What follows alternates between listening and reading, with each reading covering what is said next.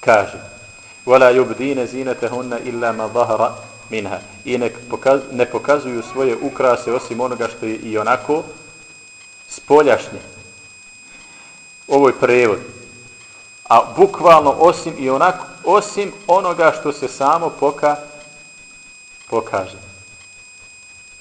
Illa ma zahara minha, osim onoga što se samo pokaže. Ispravan prevod je, osim bukvalan prevod, neka ne pokazuju svoje ukrase osim onoga što se samo pokaže. Ovaj ajet pametnjaković uzme i kažu, vidiš da je ženi dozvoljeno da otkrije lice i ruke. Kako? Kaže, nek ne pokazuju svoje ukrase osim onoga što se samo pokaže, pa onda napominju predaju od Abdullah ibn Abbasa, kaže da je protumačio ovdje osim onoga što se samo pokaže, kaže lice i ruke.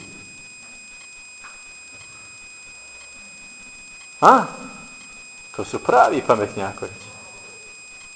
Kako će biti da Abdullah ibn Abbas u tefsiru ovog gore ajeta kaže neka spuste vela svoja niza se da pokriju svo lice, da ostavi samo jedno oko. A da tu tefsiri ovaj ajet i da kaže osim onoga što se samo pokaže lice i ruke. Pa da ispadne da je ženi dozvoljeno da pokazuje lice i ruke. Kako će to biti? To je nemoguće. A vidjet ćete kako je nemoguće. Nego, ovdje je upotrebljen glagol zahara, osim onoga što se samo pokaže. Zato vam uporno prevodim samo se pokaže. A ne pokazuje ga ona svjesno svojom voljom. Znači nije rečeno osim onoga illa ma azharat minha. Znači zahara nešto što se samo pojavi. A azhara nešto što ja pokažem svjesno, hoću da pokažem. To je arapski jezik i ovo se snima i nek svako ko ima pojma o arapskom jeziku to provjeri. Prema tome, ovdje je rečeno što se samo pokaže, a nije što ona pokaže od sebe. Pa kad bi rekli da joj je dozvoljeno da otkrije lice i ruke, bilo bi šta? Kao da je rečeno osim onoga što ona sama pokaže. Pa kako bi smisla imalo da zabrani, neka ne pokazuju svoje ukrase osim onoga što same pokažu. Kako će tako biti ajet? Može li tako biti? Ne može, braćo. Nego nek ne pokazuju svoje ukrase osim onoga što je onako vanjsko, što se samo vidi, što se samo pokaže. Jeste razumeli, braćo? Prema tome, po ovome, ovaj ajet direktno upućuje na što? Da je važiv da se pokrije. Svo tijelo. Kao ovi gore kad kažu, pa to je radi toga što su one žene Rasula sallallahu alejhi ve sellem njihove svetosti i posebnog mjesta i položaja, mi kažemo tamam, samo okrenemo dokaz i kažemo kad su one tako imaju poseban položaj i mjesto, pa preče je bilo da se otkriju, šta fali? Samo okrenemo dokaz protiv njih, jer to nije nikakav dokaz.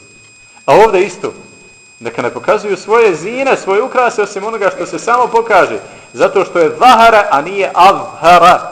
Nego zahare što samo pokaže, a ne što ona svjesno sa svojim htjenjem ciljano otkrije.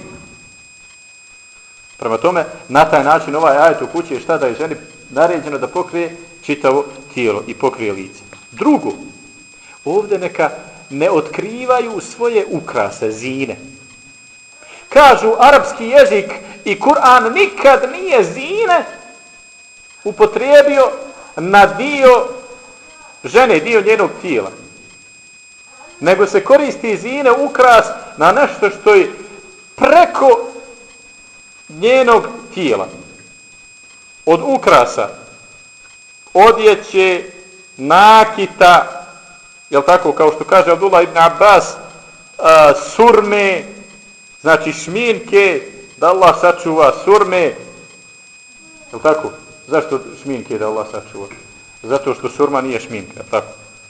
Da Allah sačuva žena šejtana i ne znam kako je se muž ne prepane i kako ogledalo ne prsne od njihovog šejtanuka.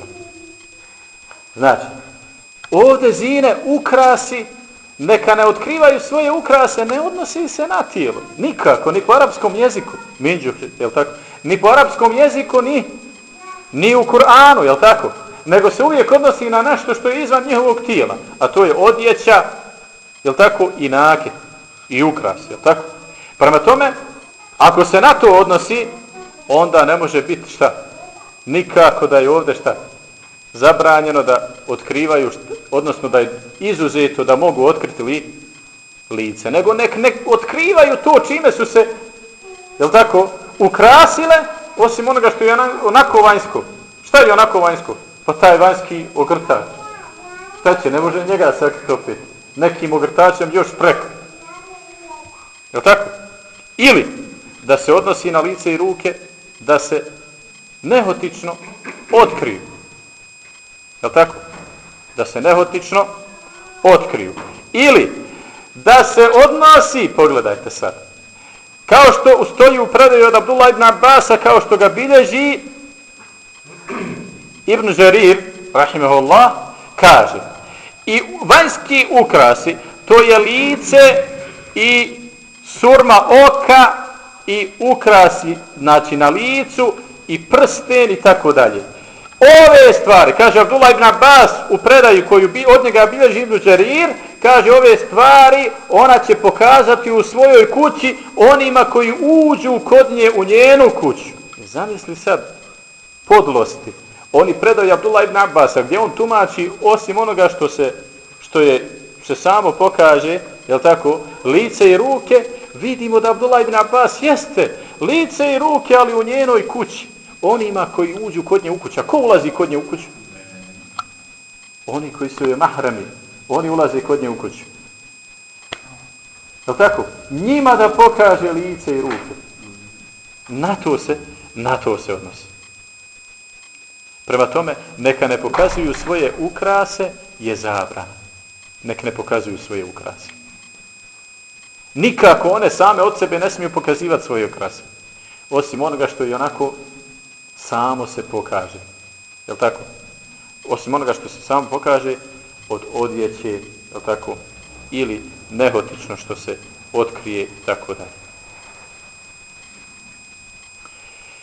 Na kraju naglašavam, svi dokazi koje spomenu pametnjaković da bi pokušali odbraniti mišljenje da je ženi dozvoljeno da otkrije lice i ruke, svi dokazi moraju se smatrati kako? Da su mutešabih. Jer ovo su ajat muhkemat. Ovo su jasni dokazi. Poslije ovih jasnih dokaza, svi dokazi koji dođu, iz kojih se može razumjeti da žena možda bila otkrivenog lica, mora se smatrati kako? Mutešabihat. A šta mi radimo sa mutešabihat? Vraćamo ih na muhkemat. Pa kogod, pored ovih ajeta muhkemat, zgrabi se za mutešabihat, zapoje u one koje je Allah spomenuo u ajetu. Koje je Allah spomenuo u ajetu gdje? U suri Al Imran. وَأَنْزَلْنَا عَلَيْكَ الْكِتَابَ مِنْهُ آيَاتٌ مُحْكَمَاتٌ هُنَّ أُمُّ الْكِتَابِ أُخَرُ مُتَشَابِهَاتٌ. Objavio knjigu u kojoj su ajat muhkemat, ima i drugih koji su mutešabihat. فَأَمَّا الَّذِينَ فِي قُلُوبِهِمْ زَيْغٌ فَيَتَّبِعُونَ مَا تَشَابَهَ مِنْهُ.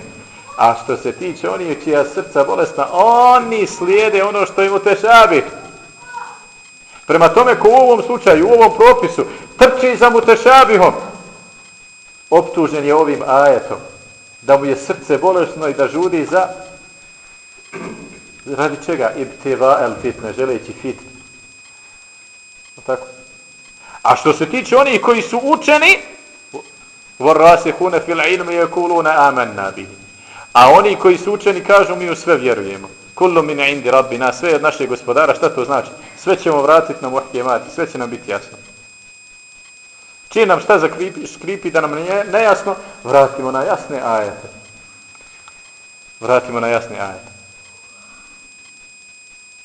Prema tome, optužujemo sve one koji se ovim pitanjem ovih dana bavi i proturaju razne šubhe, da su se uhvatili za mutešabihat.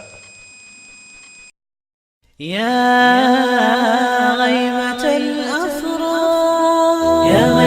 الأفراح